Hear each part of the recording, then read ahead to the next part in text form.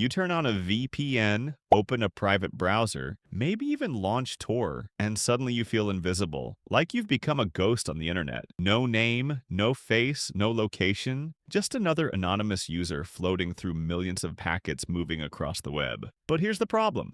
The FBI doesn't catch most people because they have better tools.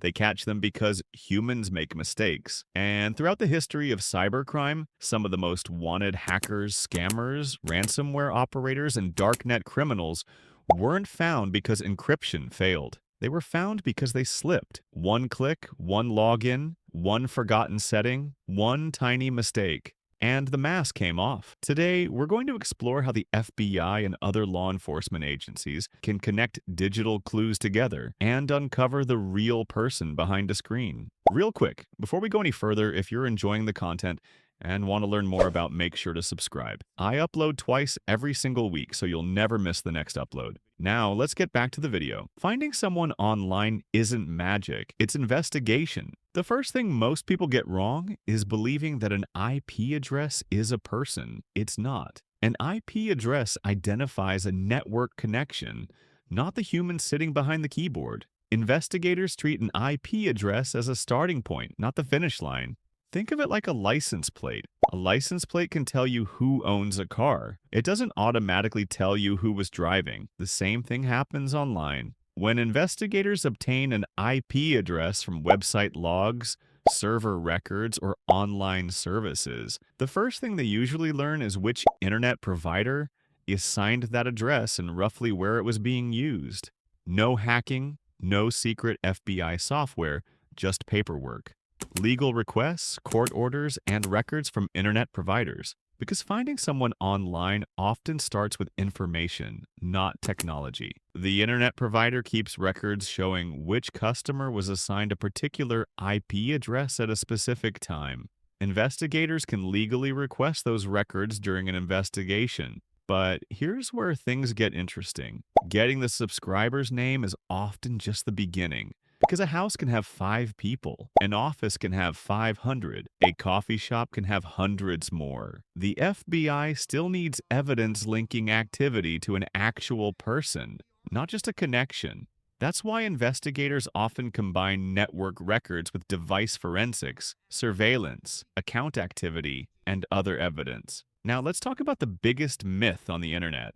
Just use a VPN. People say it like it's some kind of magical invisibility cloak. But a VPN is simply another step in the chain. Investigators don't always attack the technology. They investigate the person. Sometimes they obtain records. Sometimes they follow payment trails. Sometimes a suspect accidentally logs into a personal account. And sometimes a suspect simply forgets to use the VPN once. One operational mistake can reveal a normal IP address that investigators can connect to the same activity. Then there's Tor, the internet's most famous anonymity network. Tor makes traditional IP tracing much harder because traffic is routed through multiple relays before reaching its destination. But even here, history has shown that investigations don't always rely on breaking Tor. Sometimes a website leaks information. Sometimes a server is misconfigured. Sometimes operators reveal identifying clues without realizing it. In the Silk Road investigation, a server configuration mistake reportedly helped investigators identify infrastructure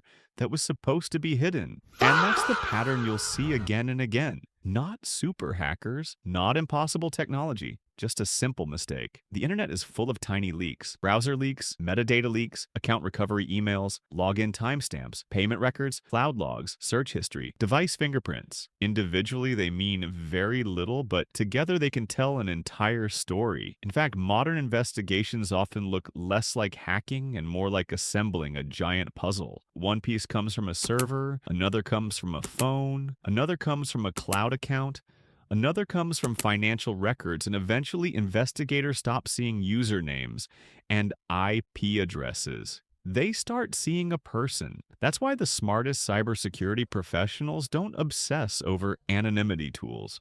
They obsess over understanding systems. Because security isn't about a single tool. It's about understanding how hundreds of systems interact. And every interaction leaves traces. The biggest lesson from all of this?